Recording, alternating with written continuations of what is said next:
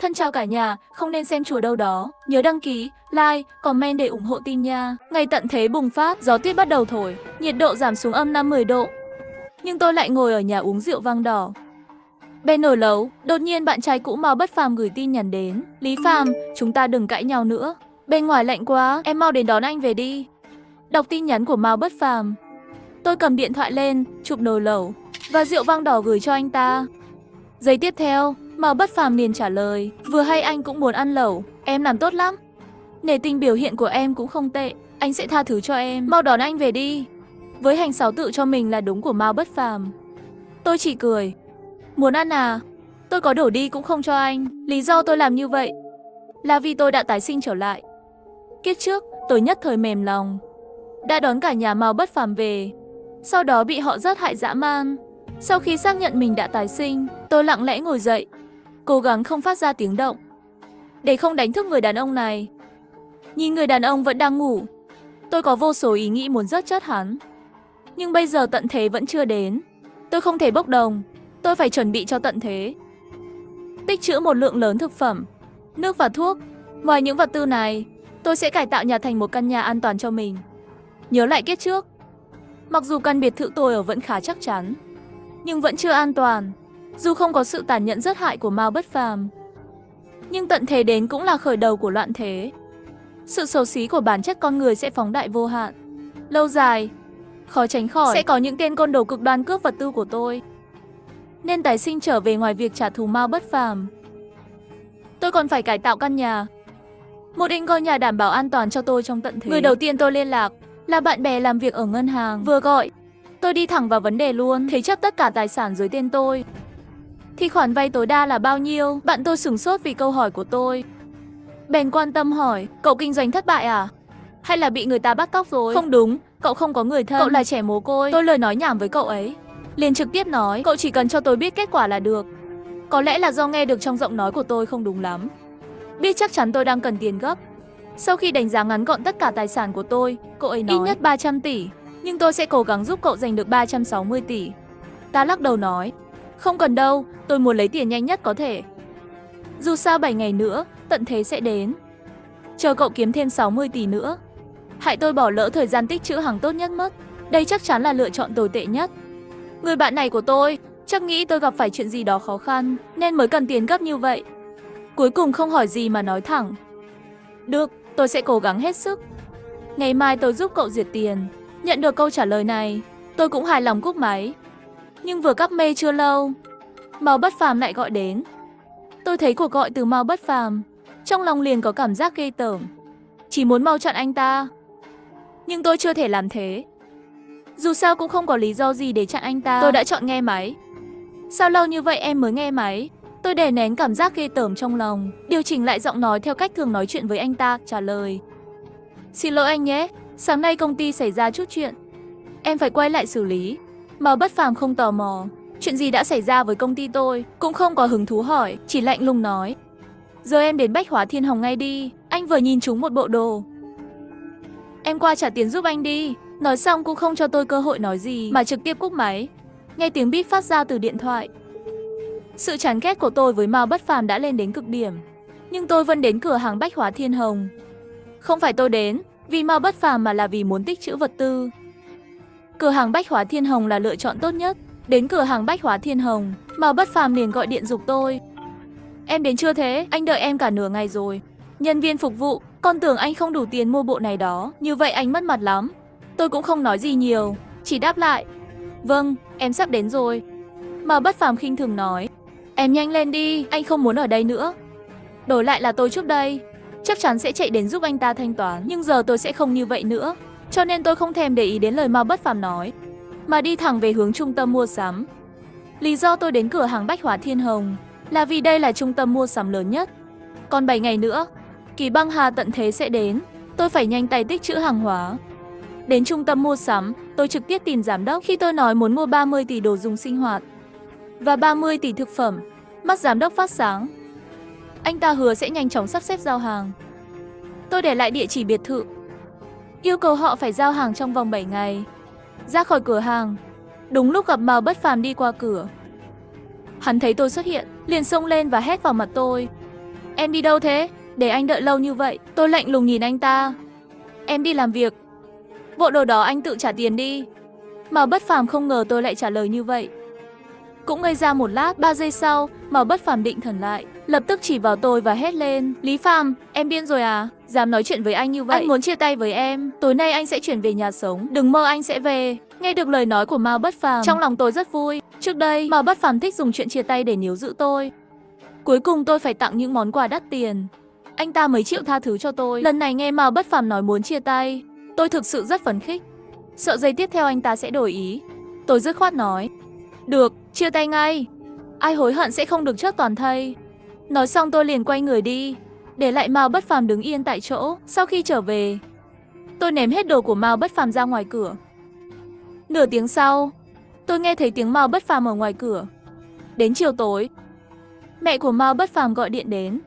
Ban đầu tôi không muốn trả lời, nhưng cuối cùng vẫn không kìm được sự tò mò, liền nhấn nghe máy. Lý Phàm, con làm sao thế? Lại ném hết quần áo của Tiểu Phàm ra ngoài. Có phải là muốn đuổi thằng bé đi không? Không ngờ con lại là người như vậy. Tiểu Phàm có hơi nóng này với con. Con lại ném hết quần áo của nó ra ngoài. Con như vậy làm sao dì yên tâm giao Tiểu Phàm cho con? Nghe mẹ của Mao Bất Phàm nói vậy, tôi không muốn cười. Đợi sau khi mẹ của Mao Bất Phàm nói xong, tôi nhẹ nhàng trả lời dì ấy.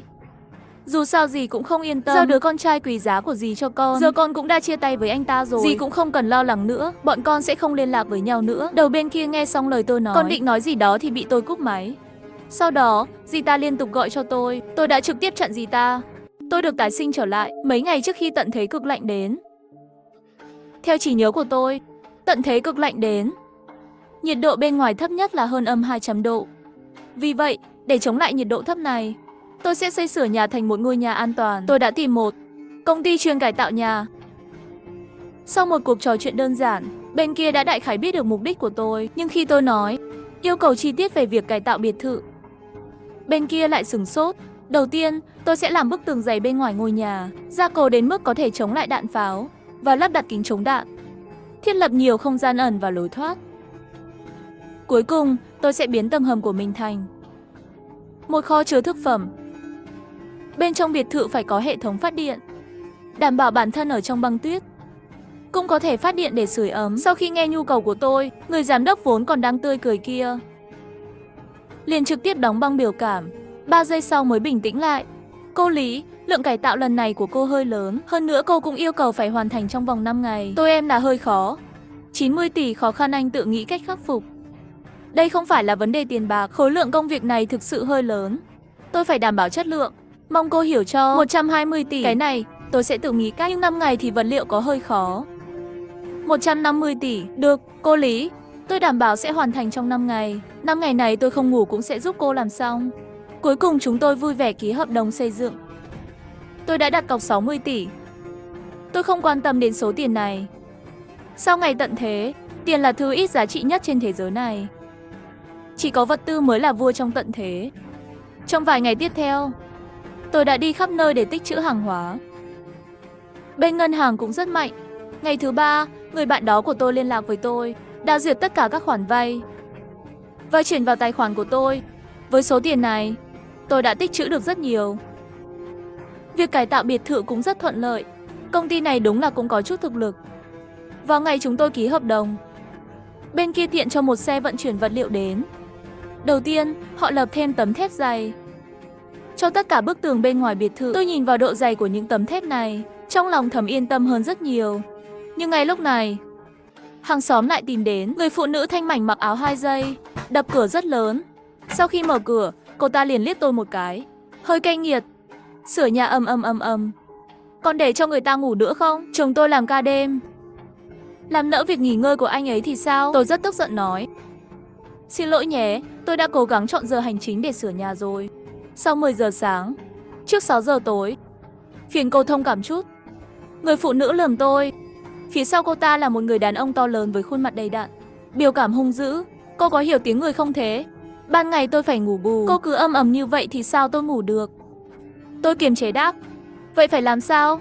Tôi cũng không thể sửa nhà vào ban đêm được. Thế này đi, hay là tôi sửa nhà vào buổi chiều, không sửa buổi sáng nữa, được không? Buổi chiều cũng không được, cô sửa chiều lại làm lỡ việc anh ấy đi làm. Cô phải đền lương cho chúng tôi. Tôi có chút bất đắc dĩ, nhưng vừa nghĩ đến cực lạnh, tôi lại rút thẳng 6 triệu trong ví mình đưa cho họ. Tôi sẽ sửa nhà trong 2 ngày. Đây là phí đền bù, coi như bồi thường cho các cô. 6 triệu sao đủ, ít nhất phải 15 triệu. Tôi kìm nén cơn giận, lại rút thêm 9 triệu ném vào tay cô ta, đóng sập cửa lại. Ngoài cửa có tiếng cười đắc ý. Sau đó, người phụ nữ hét với vào. 2 ngày, vượt quá phải thêm tiền đó. Tôi không để ý đến cô ta, tiếp tục sắp xếp đồ đạc của tôi. Có mạng lấy tiền của tôi, chỉ sợ các người không có mạng để tiêu. Việc sửa nhà vẫn đang tiếp tục. Tất cả các cửa sổ đều được thay bằng kính chống đạn, còn xây dựng lại một hệ thống phát điện. Sau khi hỏi, hệ thống phát điện này có thể hỗ trợ điện cho các gia đình nhỏ. Chỉ cần tôi không sử dụng điện quy mô lớn, hệ thống này sẽ phát đủ điện. Hơn nữa còn là chuyên dùng cho tận thế. Loại này được nghiên cứu và phát triển trên thời tiết xấu. Chỉ riêng công nghệ phát điện này mà tính tôi có 150 triệu thôi, thật sự quá hợp lý. Nhà khâu cũng đã được sửa chữa đặc biệt. Nhiệt độ có thể được đảm bảo trong phạm 6 đại khái. Như vậy, nguồn vật tư tôi tích trữ có thể đảm bảo sẽ không bị hỏng. Mấy ngày nay, tôi đều tích trữ vật tư và cải tạo biệt thự một cách vui vẻ. Ngày thứ 7 cũng là một ngày trước khi tận thế đến. Hàng hóa tôi đặt ở Bách Hóa Thiên Hồng trước đó cũng đã được vận chuyển đến rồi. Nhưng ngay khi tôi nhận hàng, sắp xếp nhân viên chuyển hàng, và trong nhà kho, bóng dáng của Mao Bất Phàm lại xuất hiện. Hôm nay anh ta vẫn như thường lệ, sửa soạn như một con chó. Thấy tôi giúp vận chuyển hàng, Mao Bất Phàm bước đến cạnh tôi với một phong thái cao ngạo và nói: Lý Phàm, em đã quậy đủ chưa? Mấy ngày nay không liên lạc với anh là vì đang mua mấy thứ này à? Em dự trữ nhiều thức ăn như vậy là tính đóng cửa à? Tôi cũng không quay đầu lại, tiếp tục sắp xếp vật tư. Mao Bất Phàm thấy tôi không để ý đến anh ta, liền tức giận hét lên: Lý Phàm, anh cho em 3 giây để xin lỗi. Nếu không anh sẽ không để ý đến em nữa. Nghe được lời này tôi mới dừng lại, quay lại nhìn Mao Bất Phàm. Mao Bất Phàm nghĩ lời này có tác dụng với tôi, trên mặt lộ ra vẻ đắc ý. Tôi chỉ quay đầu lại nhìn, không làm gì khác, rồi lạnh lùng nói: Chúng ta đã chia tay rồi. Anh không để ý thì có liên quan gì đến tôi? Nghe xong, Mao Bất Phàm tức giận như muốn nổ tung. Lý Phàm, cô đừng hối hận đó. Đến lúc đó cô có quỳ xuống cầu xin tôi thì đừng nói là tôi không cho cô cơ hội. Sau khi bỏ lại lời này, Mao Bất Phàm tức giận bỏ đi. Cầu xin anh ta quay lại là điều không thể. Nhưng hôm nay anh ta thấy tôi tích trữ nhiều hàng như vậy. Đợi sau khi tận thế Kỳ Băng Hà đến, anh ta chắc chắn sẽ để người nhà đến xin tôi giúp đỡ. Khi đó mới là lúc tôi được xem màn kịch hay nhất. Tối hôm đó, sau khi sắp xếp xong mọi thứ trong kho, tôi tắm nước ấm, lên giường nằm từ sớm. Nhưng ngay khi tôi chuẩn bị lướt xem video, Mao Bất Phàm lại gọi điện đến. Tôi cúp máy. Bây giờ tôi chỉ muốn chuẩn bị trước thật tốt mọi thứ để đối mặt với tận thế Kỳ Băng Hà ngày mai. Tôi để điện thoại sang một bên, không quan tâm Mao Bất Phàm làm gì. Trong cơn mơ màng, tôi ngủ thiếp đi. Tôi giật mình tỉnh dậy, rùng mình, người đổ mồ hôi lạnh, trong đầu còn nhớ lại hình ảnh bị rớt. Ngoài cửa sổ rất yên tĩnh, nhưng rõ ràng tôi cảm thấy nhiệt độ đã giảm xuống. Đột nhiên có âm thanh phát ra từ loa. Bị ảnh hưởng từ biến đổi khí hậu toàn cầu, thảm họa lạnh quy mô lớn đã xuất hiện. Xin vui lòng chú ý mặc thêm quần áo giữ ấm. Mọi thứ đều nằm trong phạm 6 kiểm soát. Nhưng giây tiếp theo, bên ngoài có sấm sét, tiếng gió hú, tuyết rơi dày. Vì nơi tôi sống là miền Nam, trước đây dù là mùa đông cũng không có tuyết rơi. Nên lúc này, hầu hết mọi người đều không nhận ra tận thế đang đến. Nhiều người còn hào hứng ra ngoài chơi. Tôi nhìn qua cửa sổ, những người đang phấn khích ngoài kia, có lẽ niềm vui của họ cũng chỉ còn lại hôm nay. Tiếp theo sẽ biến thành địa ngục. Đột nhiên điện thoại của tôi đổ chuông. Là bạn đại học của tôi. Chị Lý, chị thật sự chia tay với Mao Bất Phàm rồi à? Tôi biết đầu bên kia hỏi như vậy chỉ là muốn xác nhận mà thôi. Dù sao Mao Bất Phàm luôn thích đi khoe khoang khắp nơi. Đúng, chia tay thật rồi. Bảo sao Mao Bất Phàm lại nói như vậy? Lúc đầu tôi tưởng là hai người chỉ cãi nhau thôi. Dù sao thì chị cũng thích anh ấy nhất. Dù anh ấy có làm gì khiến chị mất cảm giác an toàn, chị cũng sẽ đơn cuồng dỗ dành anh ấy. Nói đến đây, đầu bên kia có hơi ngượng ngùng cười vài tiếng, rồi cúp máy. Tôi không quan tâm. Dù sao những gì đầu bên kia nói là sự thật. Chỉ là đây là chuyện mà tôi của trước đây mới có thể làm được. Cứ như vậy 3 ngày nữa trôi qua. Trong 3 ngày này, tuyết rơi không ngừng một phút nào. Những người lúc đầu vẫn còn hào hứng cũng dần dần phát hiện có gì đó không ổn. Vì giờ tuyết đã chất thành đống rất cao rồi. Rất nhiều cư dân sống ở tầng 1 đã hoàn toàn bị tuyết bao phủ. Những người đó bắt đầu sợ hãi, liên tục tìm các bộ phận liên quan để được giúp đỡ. Trong tận thế này, có quá nhiều người cần giúp đỡ. Các bộ phận liên quan không thể xử lý hết được. Hơn nữa, tuyết rơi liên tục, nhiệt độ cũng ngày càng thấp. Các thành phố phía Nam không có hệ thống sưởi, nên rất nhanh sẽ có người chớt cóng. Lúc này mọi người mới phát hiện tình hình nghiêm trọng thế nào. Siêu thị trở thành khu vực bị ảnh hưởng nặng nề. Mọi người bắt đầu tranh giành thức ăn. An ninh cũng dần mất kiểm soát.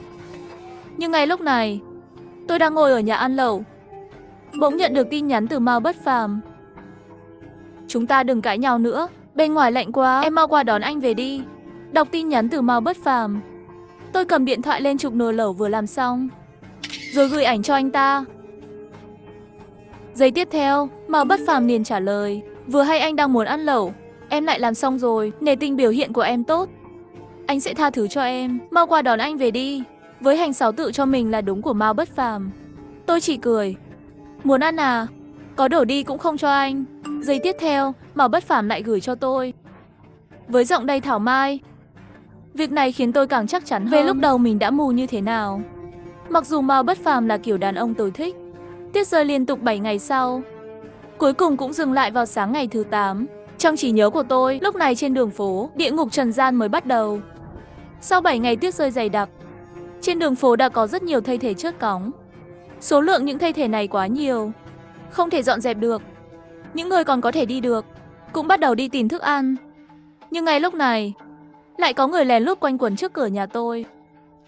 Giây tiếp theo, tôi liền thấy rõ đó là ai. Là Mao Bất Phàm đến người đã thấy tôi tích trữ hàng hóa. Không ngờ thứ này lại có thể sống đến bây giờ. Xem ra anh ta muốn đến chỗ tôi để kiếm chút thức ăn. Ngay sau đó là tiếng gõ cửa. Lý Phàm, anh biết em ở trong đó, em mở cửa ra được không? Anh hứa sau này, anh chỉ tốt với một mình em. Tôi không nghe những lời ngọt ngào của anh ta, cũng không phát ra tiếng gì, lặng lẽ đứng sau cánh cửa. Cũng đừng trách tôi ác. Trong ngày tận thế, nhân từ với người khác là tàn nhẫn với chính mình. Kiếp trước tôi đã nếm qua hậu quả của mềm lòng rồi. Cho nên, được sống lại một kiếp, tôi phải đóng băng trái tim mình. Chỉ có như vậy, tôi mới có thể sống lâu hơn một chút. Thấy tôi lâu không trả lời, Mao Bất Phàm run rẩy rời đi. Đến chiều tối, tuyết lại thổi đến. Lần này tuyết rơi dày đặc hơn trước. Theo kiếp trước, tôi đã kết thúc cuộc đời buồn bã của mình vào tối nay. Mà kiếp này, vì tôi dứt khoát chia tay với Mao Bất Phàm, nên mới có thể sống sót. Hơn nữa tôi đã sửa lại biệt thự trước, tích trữ một lượng lớn vật tư, cuộc sống cơ bản được đảm bảo. Nhưng tôi biết, thực ra bên ngoài đã ở trong tình trạng mất nước, mất điện rồi.